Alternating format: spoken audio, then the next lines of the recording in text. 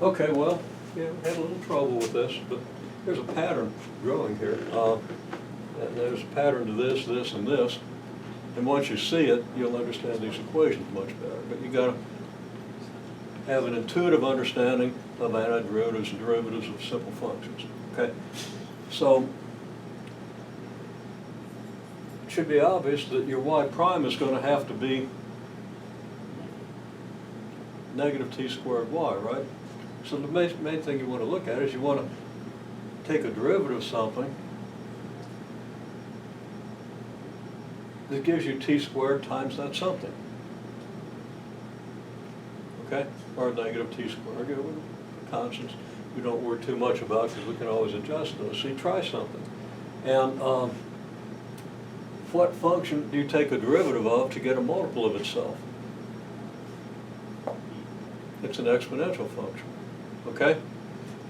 So, and we've seen that in two examples. So you put all that together with some intuitive understanding of the derivatives and antiderivatives of power functions. You know that you're going to have to be taking a derivative of something that gives you a t squared.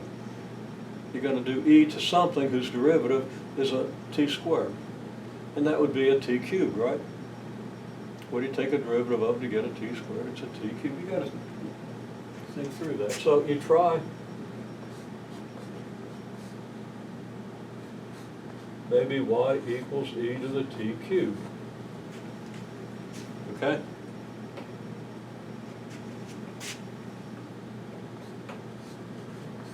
Then you get y prime equals 3t squared e to the t cubed.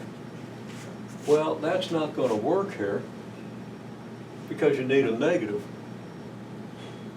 And you don't need a 3, you need a 1 here. Well, just like you adjusted this one to the 1/2, you know, using usually a constant 1/2 out in front here, you're going to put a 1/3 in front of it, and it's going to be a negative 1/3, right?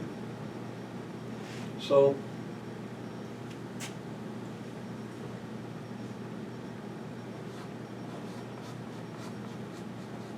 we're getting there.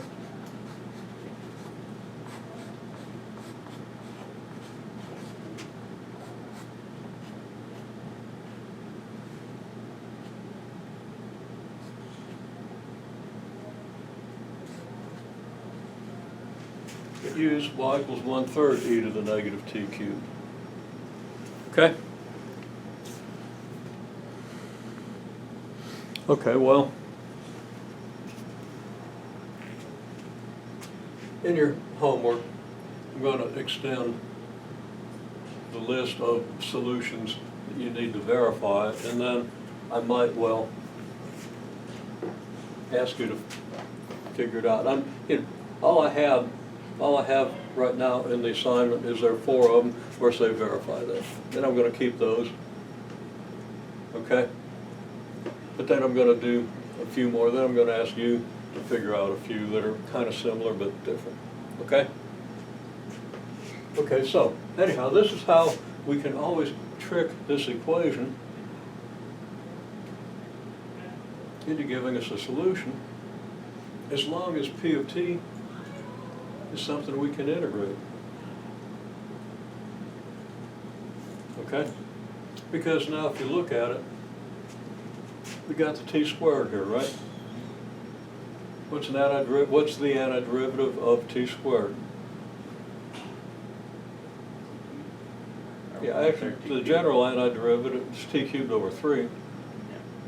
And another thing, when you practice these, don't just write down what you think the solution is, plug it back in and verify it. Okay? What's the antiderivative of this?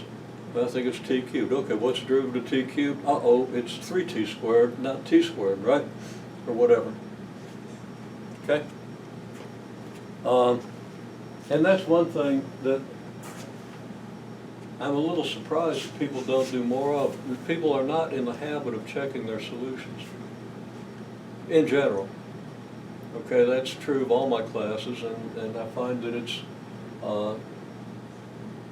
historically been true even in classes as advanced as this one.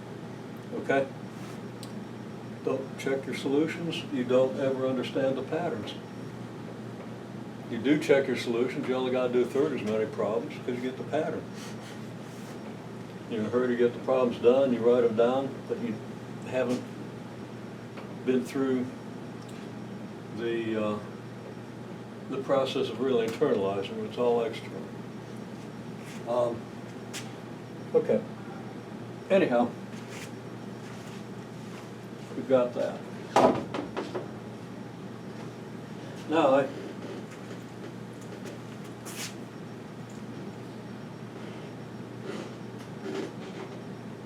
we'll do more with that later. We'll start something new here.